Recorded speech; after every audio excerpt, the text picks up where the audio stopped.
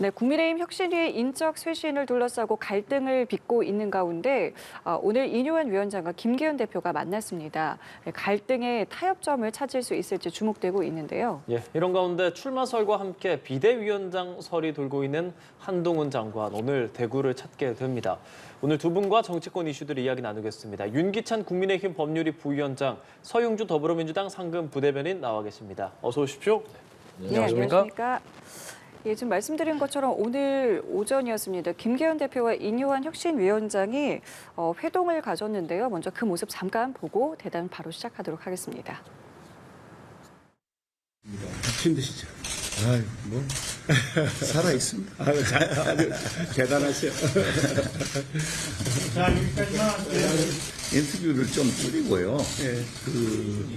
잡힌 것만 하고 김경지 우리 대변인 통해서 그냥 하는 게 말들이 자꾸 돌아가고 와전이 이상하게 자꾸 이제 그래서 좀 그렇게 하는 게 맞는 것 같아요. 지금까지 잘하고 있습니다.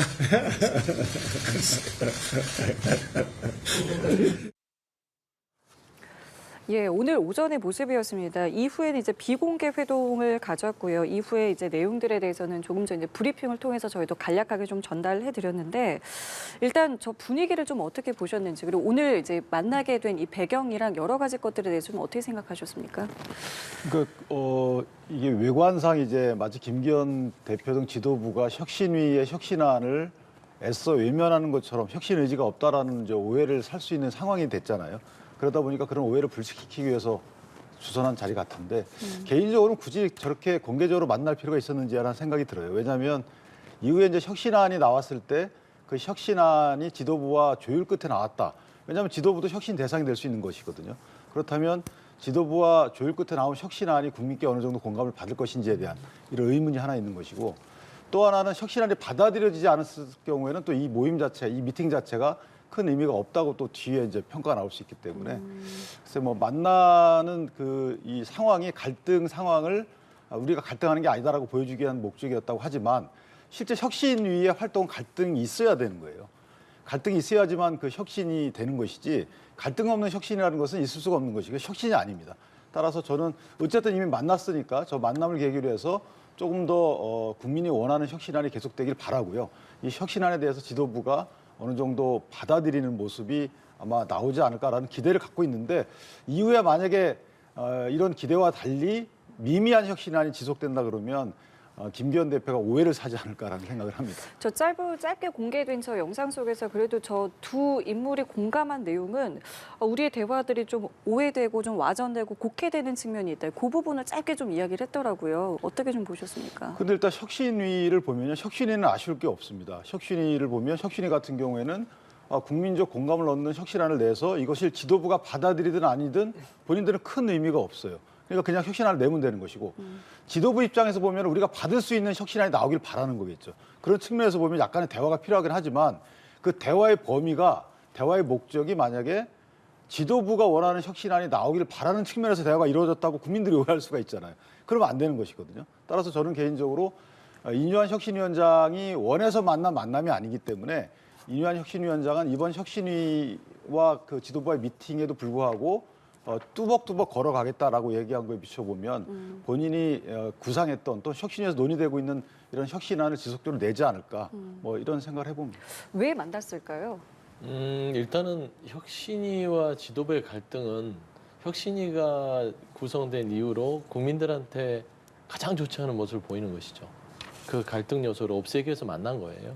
그다음에 이제 저는 이뇨한 혁신위원장이 굉장히 영리하다고 봅니다. 그러니까 제가 개인적으로 알기로는 이뇨한 위원장이 사냥을 즐겨요.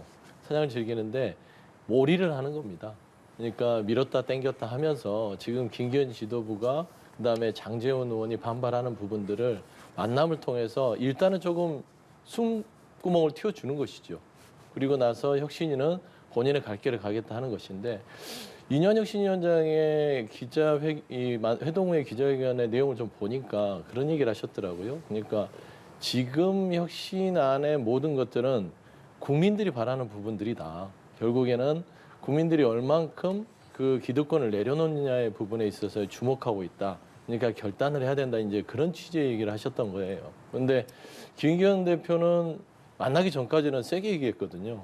내가 알아서 할게. 왜 자꾸 나한테 이래라 저래라 해. 이렇게 얘기했잖아요, 솔직히. 근데 만나다 보니까 뭐 오해가 있었다 하는데 제가 봐서는 시간을 준 것 같습니다. 조금 더 시간을 준 것 같아요. 그러니까 윤여한 위원장이 한걸음 혁신안에 대한 뭐 중진 의원들의 수도권 출마, 그다음에 험지 출마, 그다음에 장재원 의원에 대한 여러 가지 강한 발언들에 그다음에 윤심까지 끌어들인 부분까지 세게 일단은 매를 들었단 말입니다. 이제 그런 차원에서는 일단은 너무 때리면 솔직히 쥐도 공지에 몰리면 고양이를 물기 마련입니다. 그래서 쥐가 고양이를 물기 전에 조금은 숨구멍을 트여주는 차원에서 회동이 이루어졌다. 근데 김기현 대표는 또 본인의 거치에 대해서는 이런 방법 없었잖아요.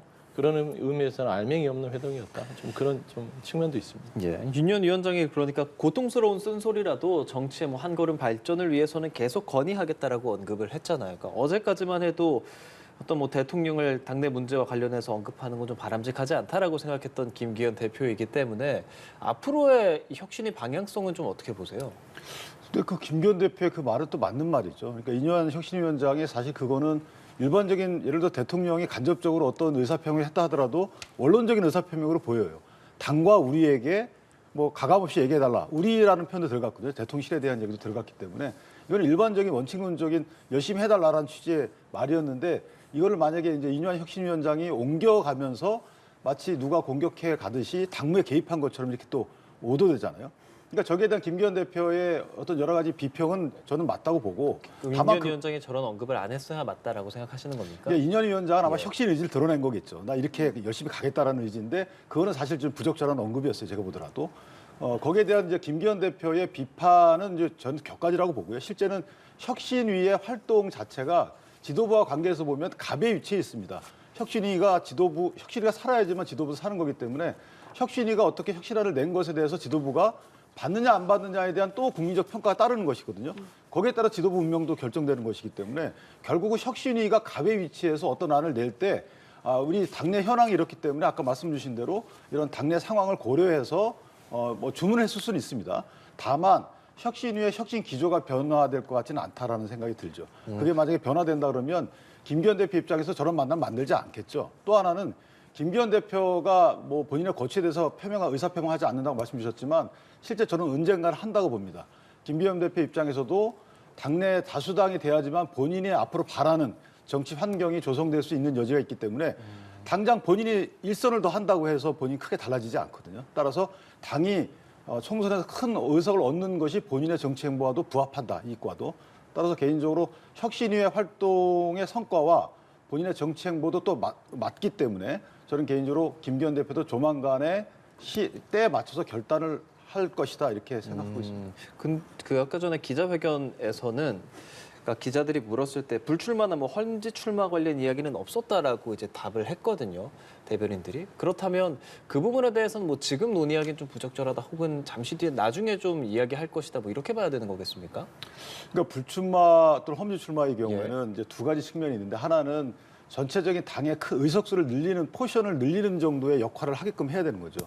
그 의미가 뭐냐면 국민께 혁신을 결행한다라는 인상을 줘야 되는데 그런 기조가 그런 표시가 뭐냐? 예를 들면 윤핵관 일부가 불출마하면 그게 달성되는 것이냐? 아니면 중진까지 불출마해야 달성되는 것이냐? 이런 여러 가지 또 범위의 문제가 있을 수 있습니다. 그리고 거기에 부합하는 분의 의사가 또 문제가 있을 수 있는 거고 아니면 갈등으로 유발되는 것이거든요.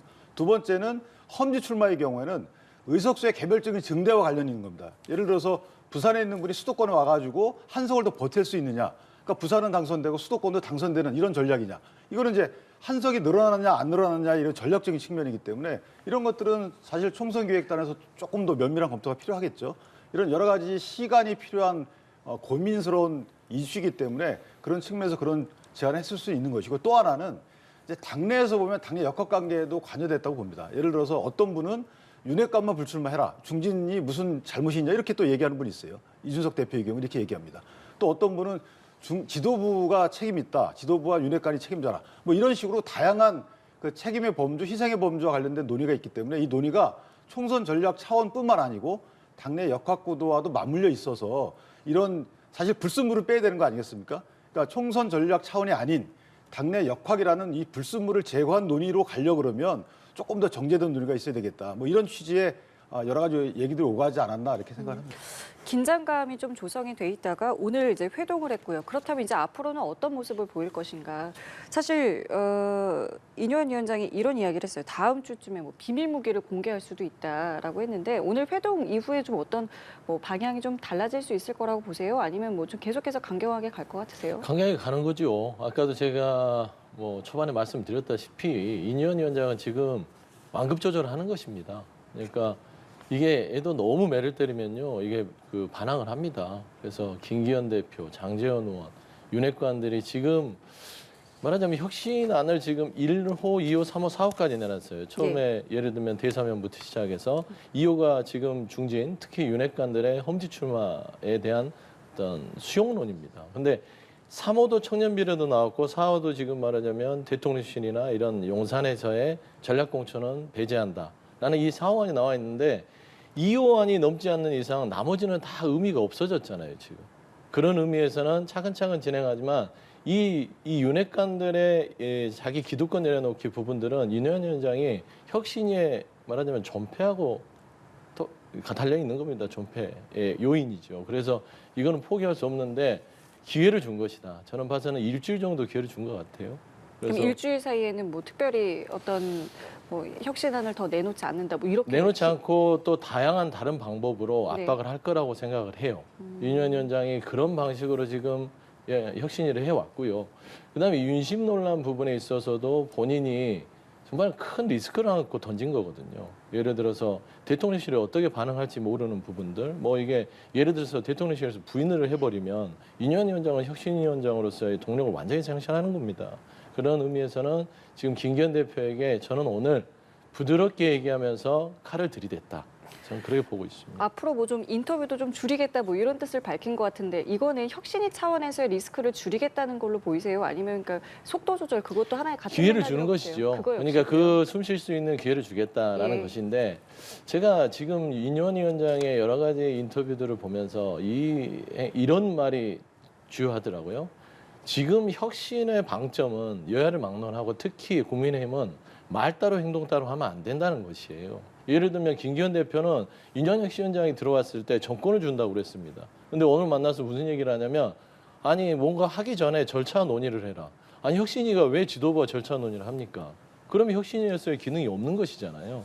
그런 의미에서 혁신위가 뭔가 과감한 혁신안을 던졌을 때 지도부가 그거를 받아들일 마음을 이미 처음부터 있었다고 전제하에 인요한 위원장은 갔던 것이에요. 그런데 반발을 하다 보니 인요한 위원장이 조금 완급을 조절해서 그러면 기회를 줄게. 이 차원에서 오늘의 만남은 그 이상 그 이하도 아니다. 그래서 저는 예. 일주일 정도의 시간을 머릿속에 두고 있지 않냐. 저는 그렇게 보고 있습니다. 아까 그 기자와의 질문에서도 그 혁신위가 제안했던 3호안에 대해서 지도부가 이제 의결하지 않은 것을 두고 이것이 이제 어떤 의미를 갖느냐라고 했더니 이 부분은 그러니까 청년 비례와 관련해서 공천과 관련해서는 뭐 절차가 있기 때문에 불가피한 상황이다. 뭐 이렇게 좀 답을 했더라고요. 이거는 뭐 어쩔 수 없었던 부분이라고 생각하십니까? 그거는 이제 내부에서도 보니까 언론에 알려진 것에 따르면 일부 지도부는 또 뭐 찬성을 하고 일부는 반대하고 이런 그러니까 내부 절차를 거쳐서 정해질 걸로 보여지고요. 또는 혁신위가 안을 내면 이제 이후에 그 해당 안건을 담당하는 여러 가지 절차들이 있잖아요. 뭐 당헌이 개정이 필요하면 전국위원 소집을 해야 되는 거이고 이런 식으로 당의 절차에 따라서 그 진행이 될 거고 저는 그것보다는 중요한 것은 이제 혁신위가 60일 동안의 그 시한부 기구이기 때문에 그 시한부 기구 내의 활동 과정에서 국민께 어떤 충격적인 혁신 의지를 주느냐의 문제고 거기에 대해서 김기현 대표도 크게 반대하지는 않는다고 봅니다. 다만 이제 지도부와의 갈등 문제를 노출하면서 이것이 오히려 혁신 의지를 쇠퇴시키는 이런 부작용을 피하기 위해서 이런 미팅을 가졌다고 보지만 어쨌든 이런 미팅은 저는 바람직하지는 않다고 봐요, 개인적으로. 다만 이제 혁신위 활동이 얼마 남지 않은 이런 상황에서 과연 혁신위가 혁신안을 계속 내는 것보다는 조금 더 다른 측면의 혁신 의지를 드러낼 수는 있다. 안 내자는 얘기도 있다고 하던데 이것도 방법이 될 것 같으세요? 저는 혁신위의 혁신안이 지난번에도 한 세네 가지 정도만 내야 된다고 봤거든요. 그런데 지금 이제 벌써 이제 4호 안건이 논의되고 있잖아요. 예. 혁신의 안건이 많이 나오게 되면 국민적 피로도가 있어요. 왜냐하면 이전의 안건에 대해서 그렇게 충격적인 안건이 아니고 또는 충격적인 안건을 냈는데 거기에 대해서는 크게 이게 현실화되지 않은 상황에 쏟아라 안건을 낸다. 그럼 혁신위가 사실 무슨 당의 최고위처럼 의결기구처럼 기능하거든요. 그렇게 되는 건 원치 않고 조금 더 국민께 어필할 수 있는 혁신 의지가 드러나는 어떠한 조치들이 따를 수도 있다. 그런 측면에서 이러한 혁신위원장이 뭐 비밀 무기 얘기도 했는데 예. 그때 어떤 비밀 무기가 드러날지 좀 저도 기대됩니다. 근데 이제 혁신위를 보면 여야를 막론하고 늘 그랬습니다. 말만 하다 끝나는 거 아니야 이거거든요. 그러니까 국민들한테 말만 하다 끝날 것 같으면 그거는 아니야만 못하는 것이에요. 혁신이 원래 그런 맹점을 안고 있습니다. 가장 당에서는 받아들이기 힘든 부분들을 던지고 그거를 수용하는 과정 속에서 국민들이 감동하고 변화하는구나 하고 어떻게 보면은 좀 지지를 보내는 것이거든요. 근데 이인영 위원장의 혁신이 지금 혁신 2호 안에서 막히면서 비밀 무기까지 나왔다는 것은 혁신안을 이제 더 이상은 안 던지겠다 이런 말까지 나오는 것들은 안 할 수도 있다라는 마음까지 먹고 저는 혁신 2호안에 대해서는 반드시 간철시키겠다는 의지가 담겨 있다 그렇게 보고 있습니다. 근데 이전에 2014년인가 15년도에 김상곤 혁신위가 좀 16 생각이 년입니다. 나는데 예, 16년도인가요? 그렇죠. 그때도 김상곤 혁신위가 지금 성공적이라고 평가를 받지만 김상곤 혁신위가 지도부 불출마 뭐 이런 소리도 했던 걸로 좀 기억이 돼요. 네. 그러다가 그게 이제 당내 개파 분쟁으로 번졌어요. 그래서 아마 비대위 체제로 갔던 걸로 기억이 되는데 이런 것들에 대한 연구를 다 했을 걸로 저는 생각을 해요. 그래서 부작용은 줄이고 장점은 살리는 이런 혁신의 활동 계획을 세우지 않았을까. 이게 뭐 지금 오픈되어 있는지 아닌지 모르고 그런 논의가 있었는지 모르지만 만약에 제가 혁신위원이었으면 이전의 사례를 연구해서 그런 혁신 계획을 세웠을 것 같아요. 그렇다면 비밀무기라는 게 역대 혁신위의 활동 과정에서의 어떤 결과를 참고해서 만들지 않았을까라는 생각이 들고 결국은 혁신이 갈 수 있는 거는 자진 해산, 본인이 다 해산하겠다라는 거하고 또는 지도부 당신네 해산하라. 둘 중에 하나 또는 뭐 지도부 불출마 아예 특정해가지고 예. 뭐 이런 여러 가지 중에 하나 아니겠어요? 근데 저도 말씀을 드리면 차이는 있어요. 김상곤 혁신위는 하위 20%를 배제했어요, 공천에서. 그걸 던졌는데 그걸 받아들였습니다. 민주당이 당시에. 그러면서 총선에 승리를 했죠. 굉장히 힘든 과정이거든요. 이제 현직 의원을 하위 20%에 들어가면 아예 공천에서 배제해서 그때 다 공천 물갈이 해버렸습니다. 그러니까 비슷한 거예요. 지금 국민의힘도 그게 올라가 있는데 못 건들고 있는 거예요.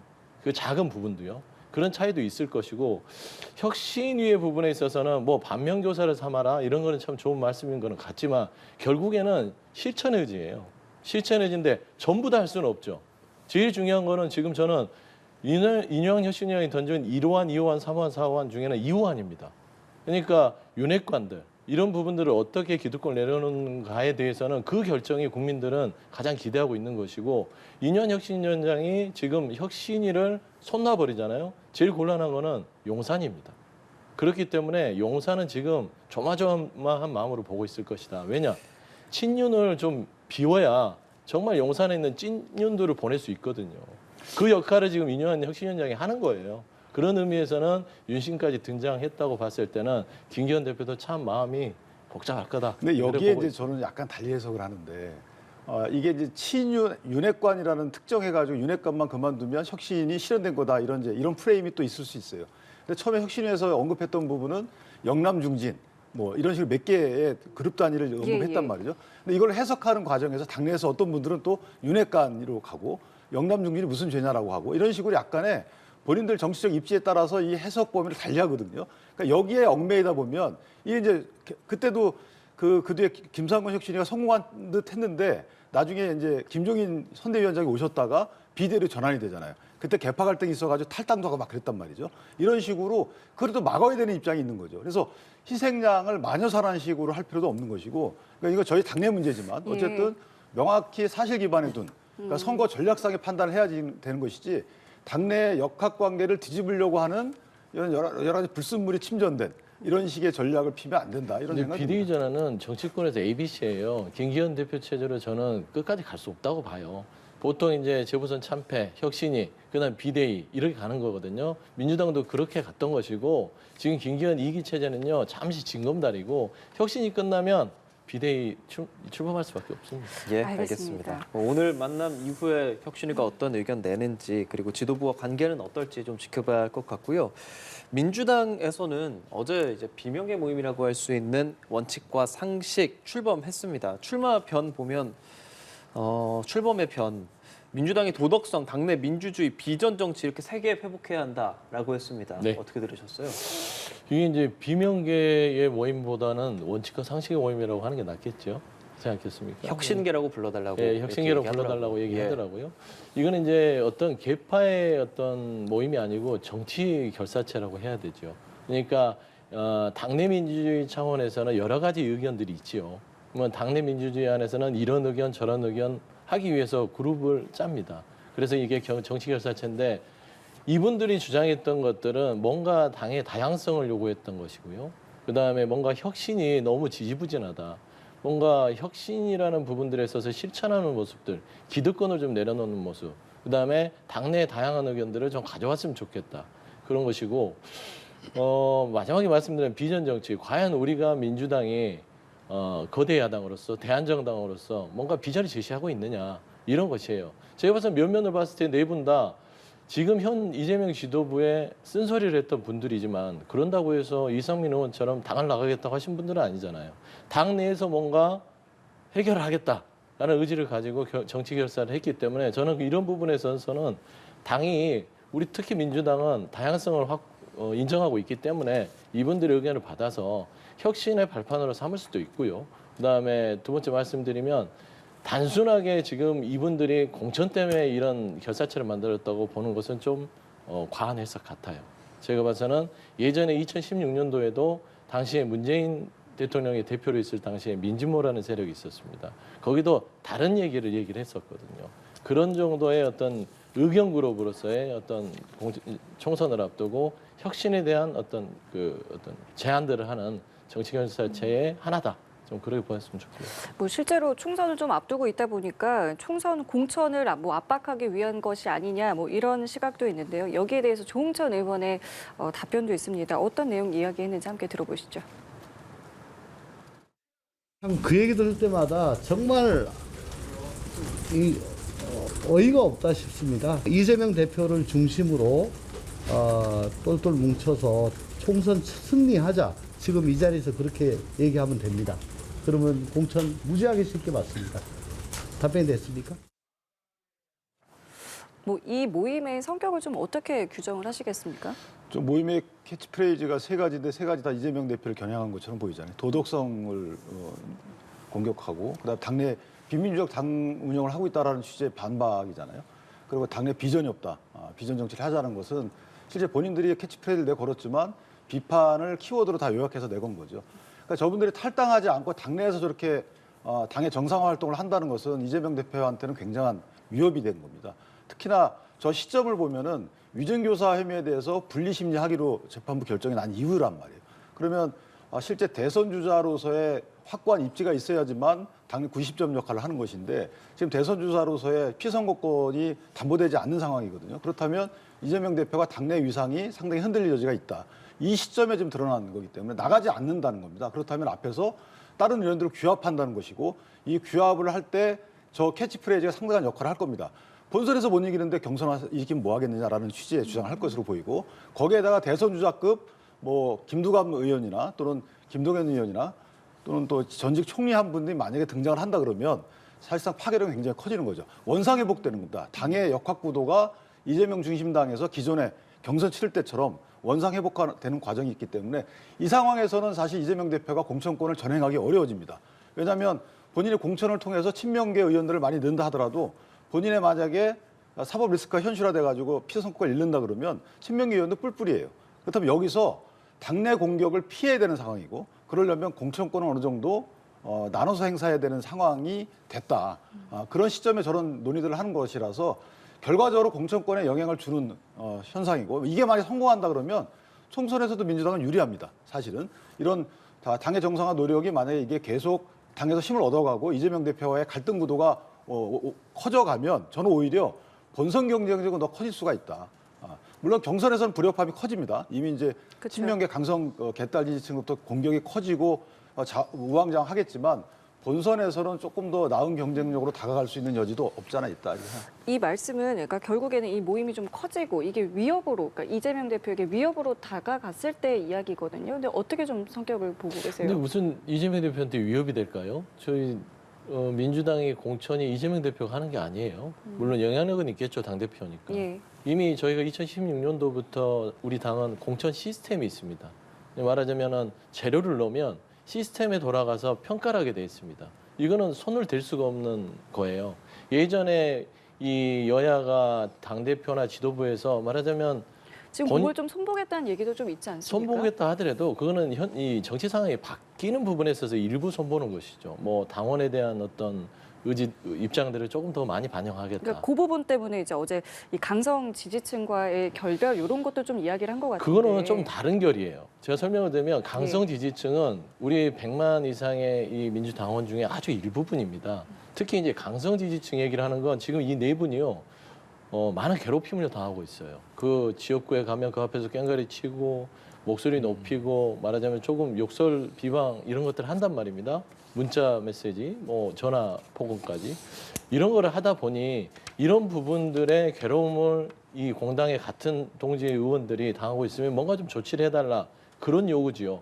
근데 이 당원의 의견을 많이 반영한다는 것은 지금 현재 당원 민주주의를 요구하고 있고 그래서 조금 더 간접보다는 직접 민주주의에 가깝게 다가서는 현재 정당 정치의 상황 자체를 반영하자는 의미지 강성 지지층의 입장을 다 받아들이자 그거는 일부분인데 어떻게 그게 되겠습니까? 그래서 저는 그거는 조금 해석 자체가 그렇게 하고 싶은 분들이 그렇게 하는 것 같고요.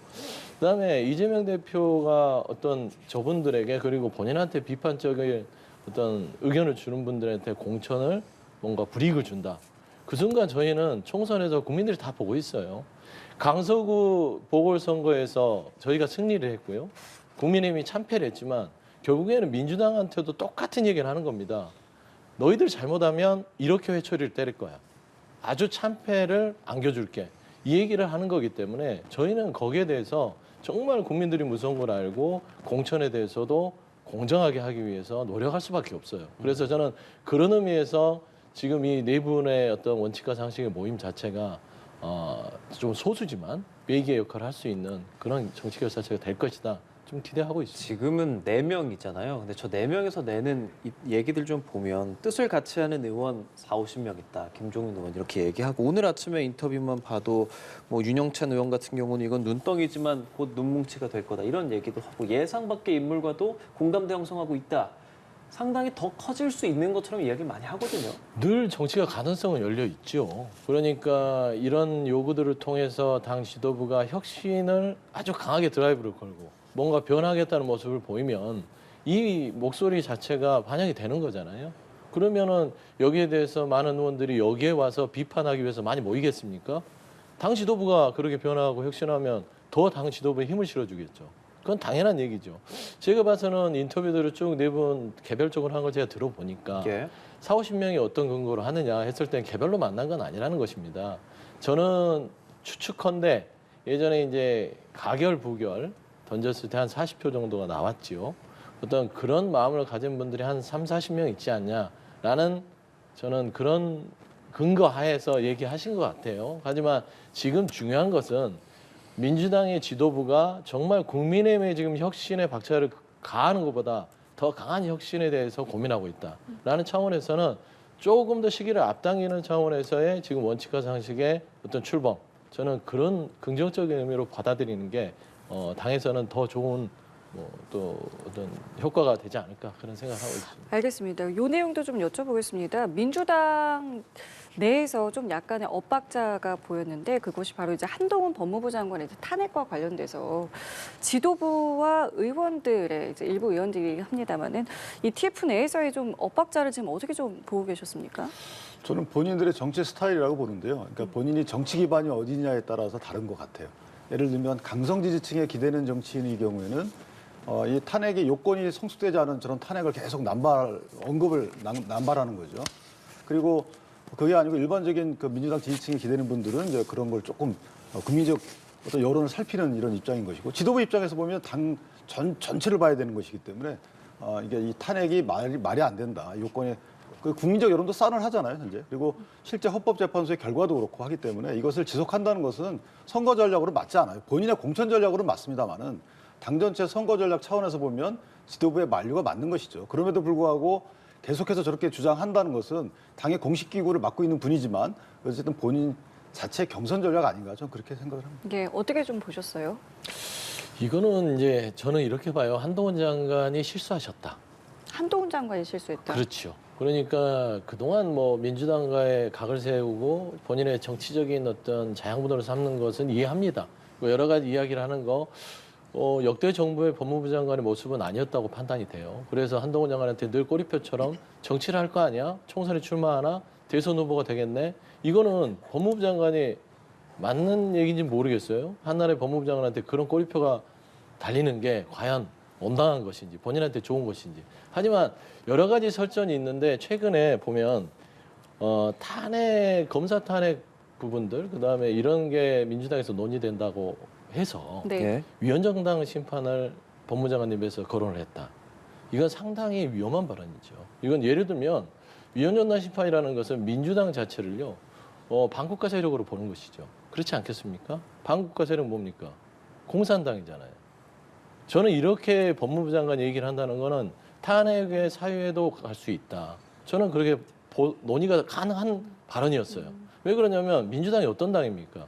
대한민국의 정치사를 같이 여당과 국민의힘과 새누리당과 해왔고요.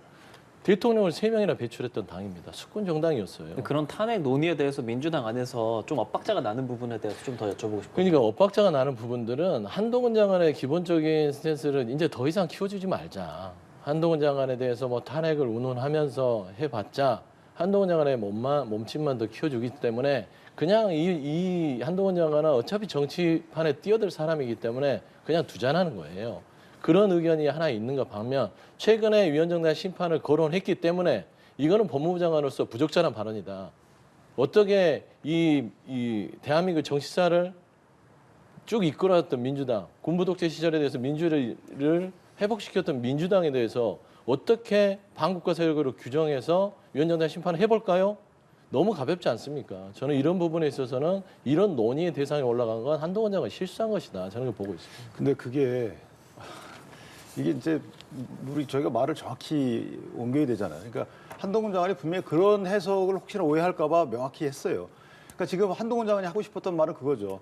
탄핵 사유가 없는데도 불구하고 법에 국회 권한이라는 그 이유만으로 탄핵을 지금 추진하고 있으니까 언급하고 추진하고 겁주고 이러고 있으니까 만약에 정부의 권한인 헌법재판소 위헌 심판을 신청하면 어떻겠습니까? 이렇게 얘기한 거예요.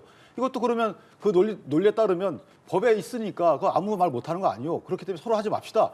이렇게 남발하는 거 안 되는 겁니다. 이런 취지로 얘기를 한 것이지. 언제 민주당에 대해서 본인이 추진하지 않는다고 얘기를 했어요. 민주당에 대해서 이게 무슨 뭐 위헌정당이기 때문에 심판 청구한다. 이런 취지로 얘기한 건 아니고 그리고 위헌정당이라는 것은 사실 목적과 활동이 비민주적인 것이죠. 그러니까 공산주의라는 의미가 아니고 자유민주적 기본질서에 반하면 신청하는 거라서 논리적 비약이 있는 것이고 또 하나는 지금 정당방위인지 여부를 따지는데 예를 들어서 수사하는 검사에 대해서 왜 날 수사해라고 지금 탓하고 있는 거잖아요. 이거 똑같아요. 한동훈 장관의 경우에도 한동훈 장관이 먼저 도발한 적이 없어요. 어떤 한동훈 장관에 대해서 어떤 얘기를 했을 때 여기에 반응한 거란 말이에요. 답변하고 반응한 것인데 왜 그렇게 얘기했냐라고 그럼 묻지 말아야죠. 그럼 언급하지 말아야죠. 어떤 언급을 하고 평을 하면서 거기에 대해서 변론할 기회도 안 주면 그 정치권에 무슨 특권 있는 집단입니까? 그렇게 하면 안 되는 것이죠. 알겠습니다. 그럼 오늘 한동훈 장관이 이제 법무부 공식 일정으로 대구를 찾습니다. 이게 공식 일정이긴 합니다만은 대구를 찾기 때문에 정치적인 해석이 안 나올 수가 없는 상황이거든요. 어떻게 좀 보고 계세요? 제가 이제 법사위에 있으면 한동훈 장관의 대구 일정이 어떻게 진행됐는지 자료를 하고 싶어요. 이게 정말 오래전에 잡힌 것인지 갑자기 잡힌 것인지 한번 좀 살펴보고 싶은데요. 최근에 이준석 전 대표가 대구를 흔들기 시작하면서 저는 그것과 무관하지 않다고 봅니다. 한동훈 장관은요 늘 이 국민의힘의 동력에 있어서 이 별동대로서 법무부 장관의 옷을 입으면서 정치권의 여러 가지 정치 현안에 대해서 개입돼 있어요. 저는 그렇게 보는 게 맞다고 보고요. 결국에는 한동훈 장관이 보수층의 여러 가지 지지를 갖고 있고요. TK 쪽에서는 대선 후보로서 많은 지지를 받고 있기 때문에 윤석열 대통령이 갈 수는 없는 거 아니겠습니까? 그러니까 대리로 보내는 거예요. 그래서 역시 소통령이구나. 지금 윤석열 대통령이 안 계시니까 대구로 보내서 이준석 전 대표가 흔들어 놓은 TK 민심을 다시 한번 바로잡고 오십시오라는 의미가 상당히 크다고 봅니다. 예, 한동훈 법무부 장관이 뭐 배우자 공개 행보하는 것까지도 이제 언론에 많이 공개가 됐잖아요. 그것과 그러니까 배우자가 이제 공개적으로 활동에 나서는 것 그리고 이렇게 대구에 가는 것을 좀 연동지어서 한동훈 법무부 장관의 정치적인 의미가 더 부각되지 않는가 이런 해석에 대해서 어떤 생각하십니까? 결론적으로 정치적 의미는 있죠. 사실 그 어떤 행보에 정치적 의미를 부여하는 거죠. 본인의 행보에 정치적 의미를 두고 행보하는 것이 아니고 한동훈 장관의 국무위원으로서의 어떤 정치 행보에 정치적 의미를 부여가 되는 겁니다. 그러니까 앞뒤가 다른 거고요. 예를 들어서 본인이 국무위원 행보가 아닌데 정치적 행보만 했다 이런 비판의 대상이 되지만 본인이 사실 이전에도 7월 달인가요? 언제 전남 갔단 말이에요. 그때 조선소 가가지고 외국인 근로자들 현황을 봤어요. 왜냐하면 비자 정책 이런 것들 결정해야 되는 거니까. 숙련 노동자를 늘리겠다는 거 아니겠어요? 3만 5천 명으로. 그러면 어떤 업종별로 허가가 다르기 때문에 어떤 업종별로 업종에 따라서 이게 다 순서 이 포션이 다르거든요. 그렇다면 가서 봐야 될 거 아니겠습니까? 어떤 업종이 더 필요한지에 대해서. 그래서 현장 행보하는 겁니다. 이번에도 그 섬유단지 가가지고 보겠다는 겁니다. 이 특화된 여기에 어떤 숙련 노동자가 필요한지도 보러 간 것이지. 그러니까 민주당이 소위 얘기하는 현장 방문을 통해서 민생을 해결해라. 그런 차원의 방문이에요. 근데 여기에 정치적 의미만 있다. 이렇게 얘기하는 건 이제 어폐가 있는 것이고. 그 배우자 입장에서도 배우자도 보면 작년에는 이제 마스크를 썼다 그러더라고요. 그러니까 올해 마스크를 안 썼기 때문에 언론에 노출된 것이지 마스크 쓰고 안 쓰고의 차이예요. 그리고 언론의 취재 대상이 되는지 안 되는지의 차이. 작년에 안 한 행보를 올해 한 것도 아니고 그리고 작년에 한 행보와 다르게 올해 행보한 것도 아니고 작년에 안 갔던 데로 올해 간 것도 아니고 따라서 이것은 정치권에서 기존의 행보에 대해서 의미를 달리 부여한 것이지 다른 행보를 한 것은 아니다. 이렇게 생각합니다. 예, 알겠습니다. 오늘 두 분 말씀 여기서 마무리하도록 하겠습니다. 지금까지 윤기찬 국민의힘 법률위 부위원장, 서용주 더불어민주당 상근 부대변인과 함께했습니다. 오늘 말씀 잘 들었습니다. 고맙습니다. 고맙습니다.